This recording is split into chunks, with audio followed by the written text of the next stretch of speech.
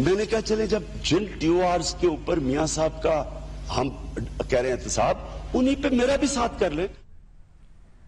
Welcome to report card. मैं हूं राबिया अनाम। एक बार फिर मुस्लिम लीग नून वर्सेस PTI मियां नवाज शरीफ के खिलाफ रेफरेंस फाइल करने के जुर्म में अब दानियाल अजीज और तलाल चौधरी ने मुस्लिम लीग नून की जानिब से आज स्पीकर कौमी असेंबली के चैम्बर में पाकिस्तान तहरीक इंसाफ के चेयरमैन इमरान खान की नाअहली का रेफरेंस जमा करवा दिया है।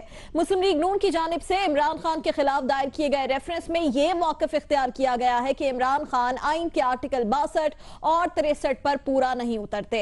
इमरान खान ने अपने कागजात नामजदगी में न सिर्फ ऑफशोर कंपनी छुपाई बल्कि पाकिस्तान में मौजूद जायदाद और इस पर बनने वाला टैक्स भी अदा नहीं किया। ताहम स्पीकर कौमी असेंबली सरदार अयाज सादिक ने इस नाअहली के रेफरेंस के बारे में कानूनी राय लेने के लिए इसे असेंबली सेक्रेटेरिएट भिजवा दिया है।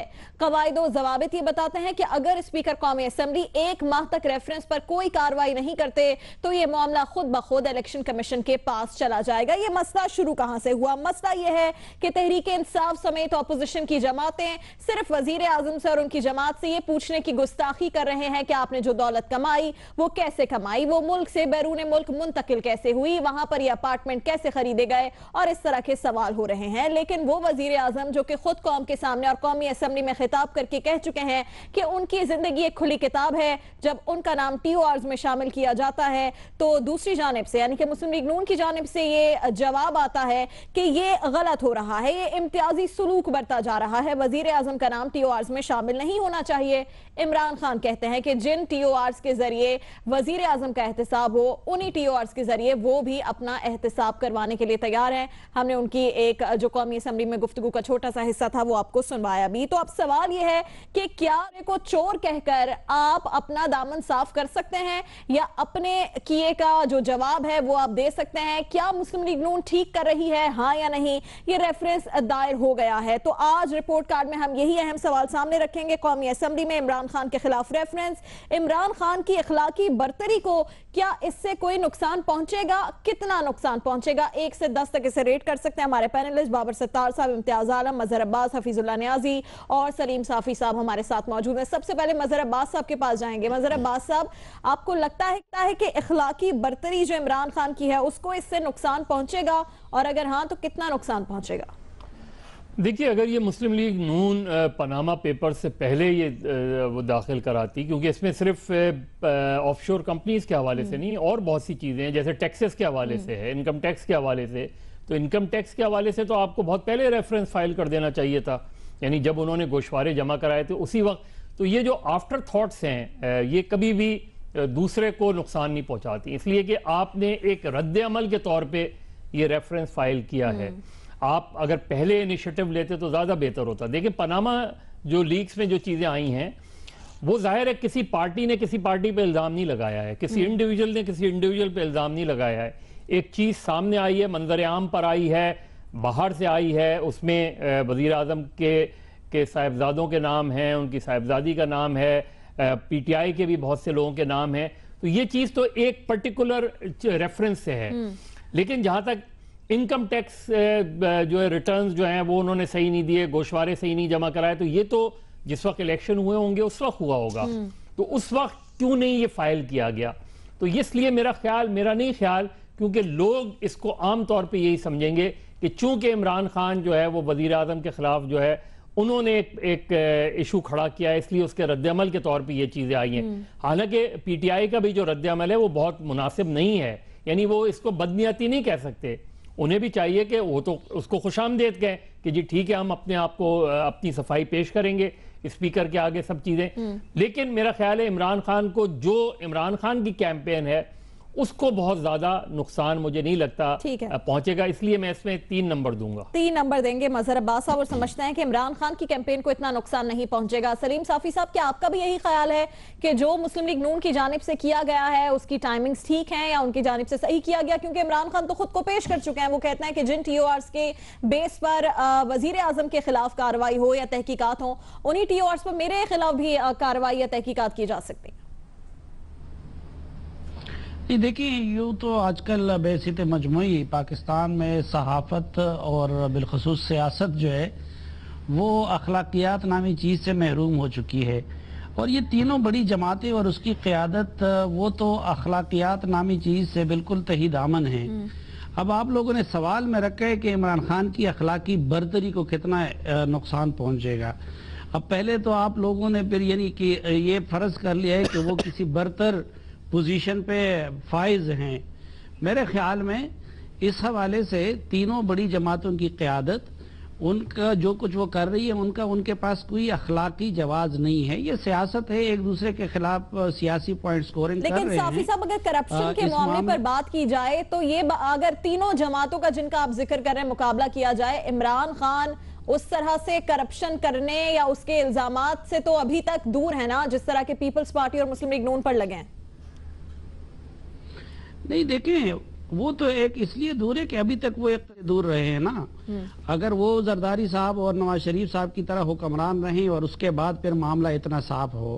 دوسری بات یہ ہے کہ انسان جس طرح ہوتا ہے اس طرح کے لوگوں کو ساتھ رکھتا ہے۔ تو آج کل ان کی ٹیم میں ان کے آگے پیچھے دیکھ لے کہ کس طرح کے لوگ ہیں۔ وہ بھی یہی آف شور اکاؤنٹس والے، وہ بھی یہی جو ہے اسی طرح کے وہی پرانے مسلم لیگی ہے، پرانے پیپلز پارٹی والے ہیں، باقی سب کچھ ہے۔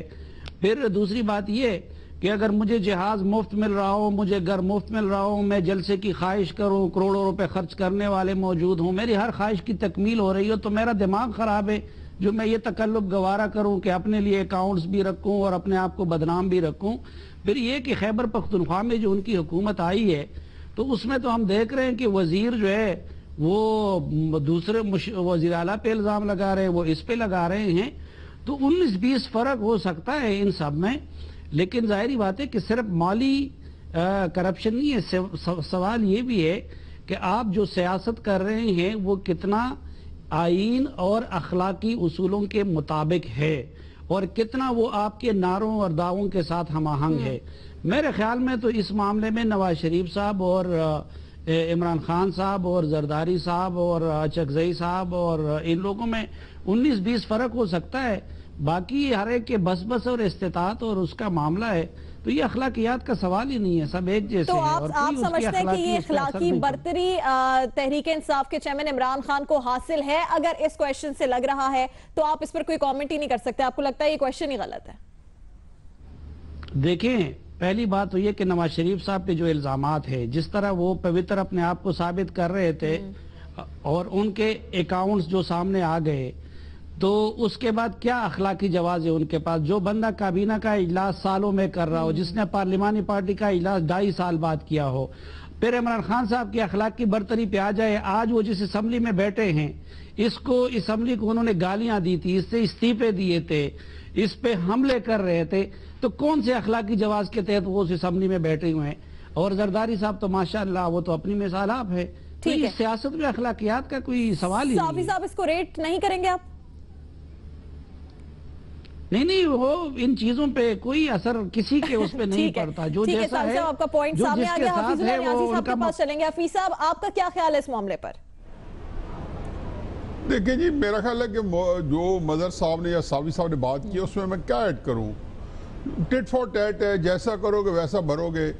جب دیکھیں، جب پیناما لیکس آئیں تو انہوں نے واقعتاً جو ہے نواز شریف صاحب کی جو اخلاقی حیثیت ہے اس کو متزلزل کر دیا تھا اور ایک واقعی ہنگام آ گیا تھا۔ لیکن جیسے یہ چیز آگے بڑھی اور ساتھ جس نوعیت کی بھی تھی، عمران خان صاحب کی آف شور کمپنی یا جہانگیر ترین صاحب کی یا بے نظیر صاحبہ کی یا علیم خان کی، جب یہ سامنے آئیں تو یہ وہی تھا کہ جیسے گڈ طالبان اور بیڈ طالبان۔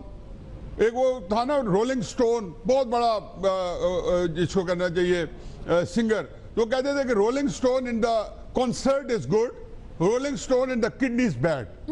ایک آپ یہ کہہ رہے ہیں کہ یہ آف شور کمپنی اس کی یہ توجہ ہے، اس آف شور کمپنی کی وہ توجہ ہے۔ ذاتی طور پہ میں سمجھتا ہوں کہ ہمارے سیاستدانوں کے پاس اخلاق طور نام کی کوئی چیز ہے ہی نہیں۔ بڑے عرصے سے 30 سال سے نواز شریف صاحب کی ساری سیاست اس پہ اوپر انحصار کر رہی تھی کہ میں چھوٹی برائی ہوں، پیپلز پارٹی بڑی برائی ہے۔ یہی پیراڈائم، یہی ڈاکٹرن عمران خان صاحب لے کے آئے ہیں کہ یہ بڑی برائی ہیں، ہم چھوٹی برائی ہیں۔ اب ایشو یہ نہیں ہے کہ ہمارے اندر برائی نہیں ہے، اب وہ یہ کہتے ہیں کہ جی جو برائییں وہ موجود ہیں ان کی دیکھ لیں، ہماری وہ نہیں ہے، وہ بہت برے ہیں، ہم کم ہیں۔